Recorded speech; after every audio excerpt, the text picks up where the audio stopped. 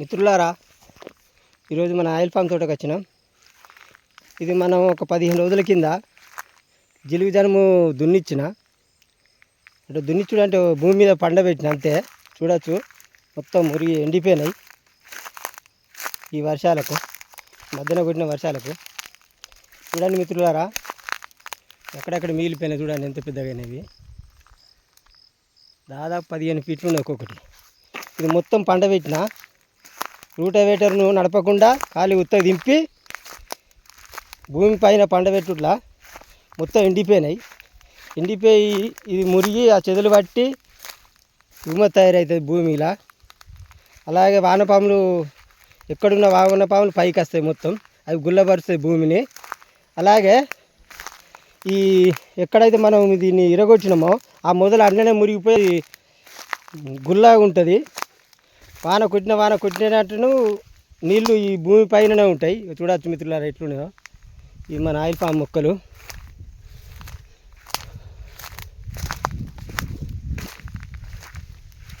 చూడవచ్చు స్ట్రిమ్ ఎట్లా వచ్చిందంటే, ఒక 3 సంవత్సరాలు మనం ఇట్లనే ఈ జిలుగు జనుము మొత్తం తల్లి దున్నిస్తానా. చూడవచ్చు 1 ఇయర్ అవుతుంది. దీనికి మందు ఏమి వేయలే మనం, యూరియా, పొటాష్, డిఏపి అటువంటి మందులు ఏమి వేయలే. మొత్తం దీంతోనే అయింది. అంటే ఫస్ట్ 2 సంవత్సరాలు వేసిన, ఈ సంవత్సరం అయితే పూర్తి వేయలేదు, ఒక 1 ఇయర్. చూడవచ్చు మొక్కలు బాగా వచ్చినాయి.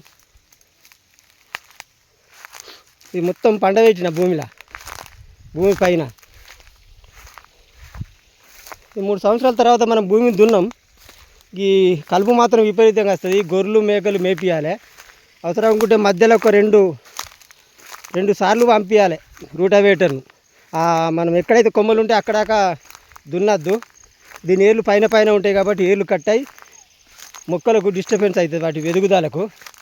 కావున మనం ఈ మొక్క ఎక్కడ దాకా ఉంటుంది ఇక్కడ దాకా దున్నద్దు, వేరే అక్కడ దాకా ఉంటాయి. మనం నీళ్ళు కూడా అట్లనే పెట్టుకుంటాం, మందులు కూడా అట్లనే వేసుకుంటాం. చూడొచ్చు మిత్రులు ఎట్లా ఎండిదో.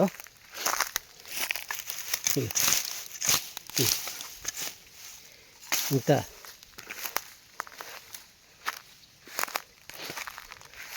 చూడండి, చెట్టు చుట్టూ ఉన్నాయి. చెట్టు చుట్టూ ఒక్కొక్క చెట్టుకు 10-15 ఉన్నాయి అట్లనే. కాకపోతే అవి తీసేయాల్సినవే.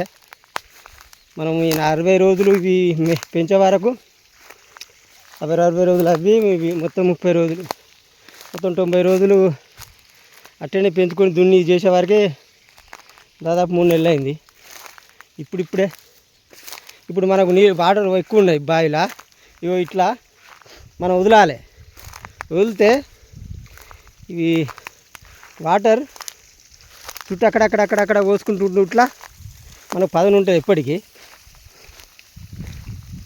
ఎక్కువ ఉన్నప్పుడు మనం ఇంకా లేటెల్ పైపులు పర్వాలే తోటల.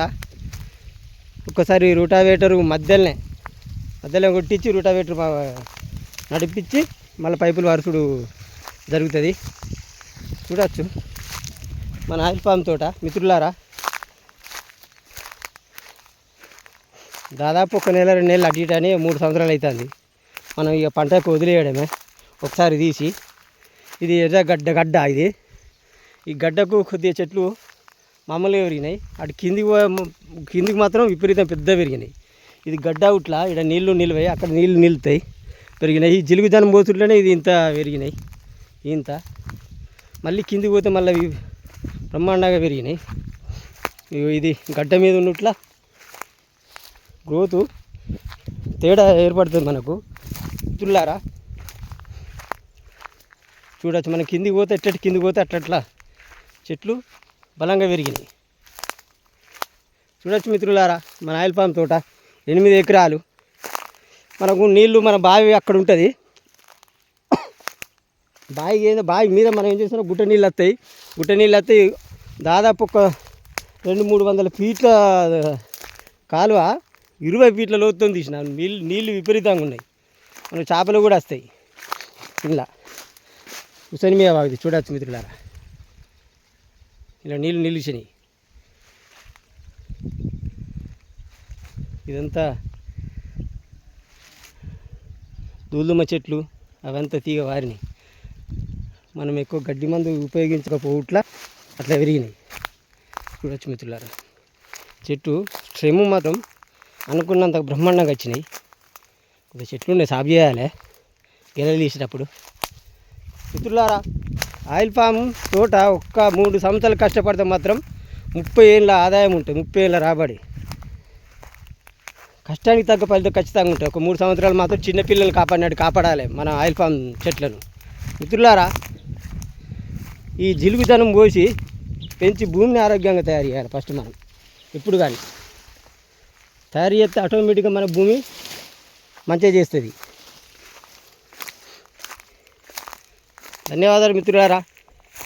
ఈ వీడియో నచ్చితే లైక్ చేయండి, నా ఛానల్ సబ్స్క్రైబ్ చేయండి, షేర్ చేయండి, అలాగే కామెంట్ చేయండి.